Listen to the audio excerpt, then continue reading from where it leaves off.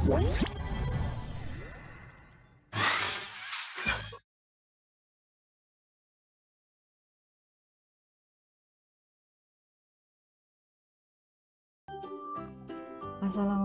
warahmatullahi wabarakatuh. Selamat pagi anak-anak. Good morning. Apa kabar semuanya? Baik, alhamdulillah ya. Baik anak-anak, sekarang kalian sudah kelas 1. Sudah siap ya dengan pembelajaran di SDI? Baik.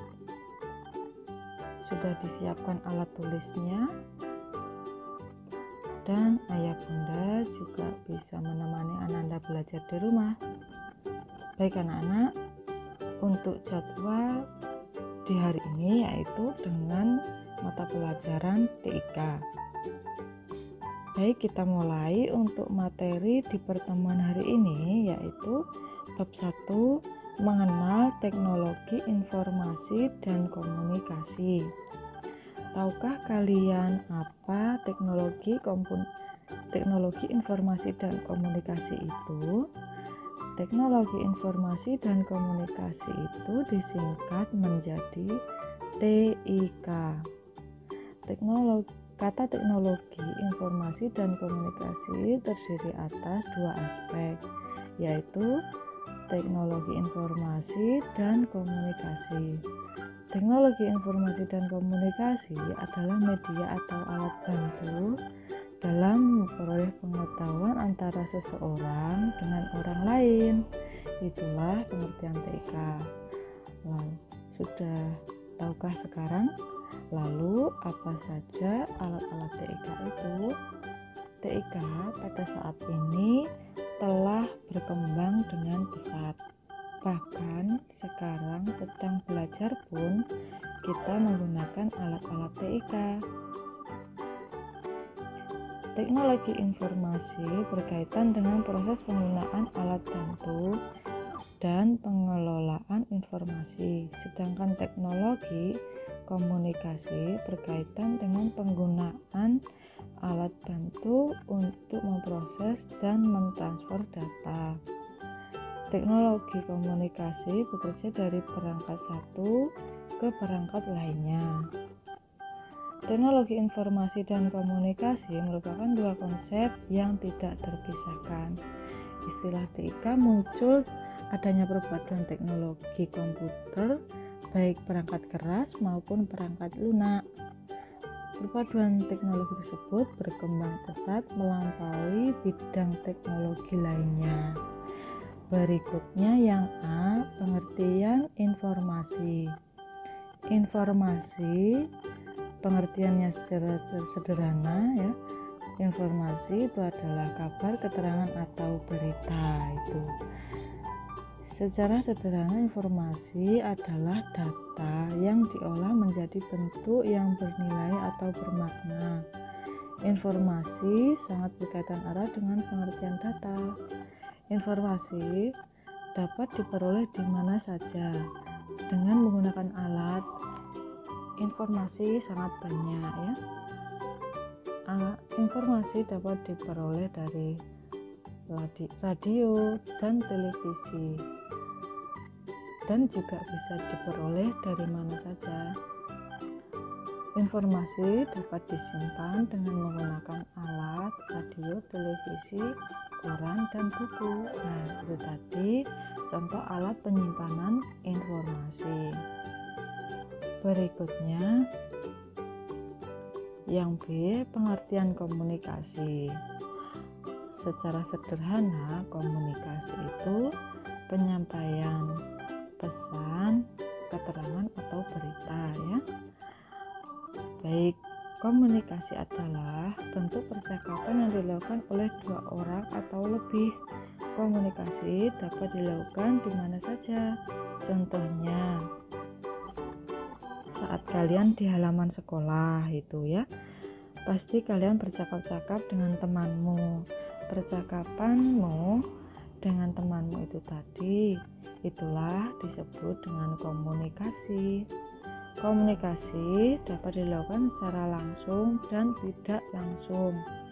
Komunikasi secara langsung dilakukan dengan bertemu langsung dengan temanmu atau orang yang kalian ajak bicara. Sedangkan komunikasi secara tidak langsung dilakukan tidak bertemu langsung dengan orangnya yang diajak bicara atau temanmu tadi yang diajak bicara. Jadi contoh komunikasi yang dilakukan secara langsung adalah saat kamu bicara dengan temanmu bertemu langsung ya, dengan bertemu langsung ya, itu ngobrol dengan temanmu bertemu langsung. Kemudian yang contoh komunikasi tidak langsung pada saat kamu bicara dengan ayahmu lewat telepon, itu ya contoh komunikasi secara tidak langsung dengan menggunakan telepon itu tadi ya. Nah, berikutnya yang kedua, alat-alat informasi dan komunikasi. Apa saja ya? Yang pertama, alat informasi. Alat informasi sangat banyak macamnya, seperti buku, koran, lonceng, radio, televisi. Contoh informasi yang kita baca adalah buku, koran, dan majalah ya. Nah, ini supaya kalian lebih mengerti. Nah, ada contohnya ya. Yang pertama, buku adalah alat informasi ya. Buku banyak macamnya itu ya. Berikutnya yang kedua, koran bentuknya lebih besar dari buku. Koran adalah alat informasi yang bisa dibaca. Dalam koran terdapat berita, berbagai ilmu dan pengetahuan. Berikutnya yang ketiga, majalah termasuk alat informasi yang berbentuk buku. Majalah ada banyak macamnya, ada majalah anak remaja ya, majalah komunikasi dan sebagainya. Majalah berbeda dengan koran. Majalah hanya membahas sesuai dengan judul majalah saja. Berikutnya yang keempat adalah televisi. Televisi adalah alat informasi yang dapat memberikan informasi berupa suara dan juga gambar. Ya. Berikutnya radio. Radio adalah alat informasi. Radio mengeluarkan suara. Informasi di radio hanya bisa didengar. Radio memiliki antena, fungsi untuk memperjelas suara ya. Ada berbagai macam radio ya. Ada yang berukuran kecil, sedang dan juga besar. Radio dapat menyala, ada yang bersumber dari baterai dan juga listrik. Berikutnya alat komunikasi. Nah, kita pelajari alat-alat komunikasi. Apa saja ya? Yang pertama ada telepon. Telepon adalah alat komunikasi dan informasi. Telepon dapat digunakan untuk berkomunikasi. Nah, berikutnya ponsel ya. Berikutnya yang kedua, ponsel.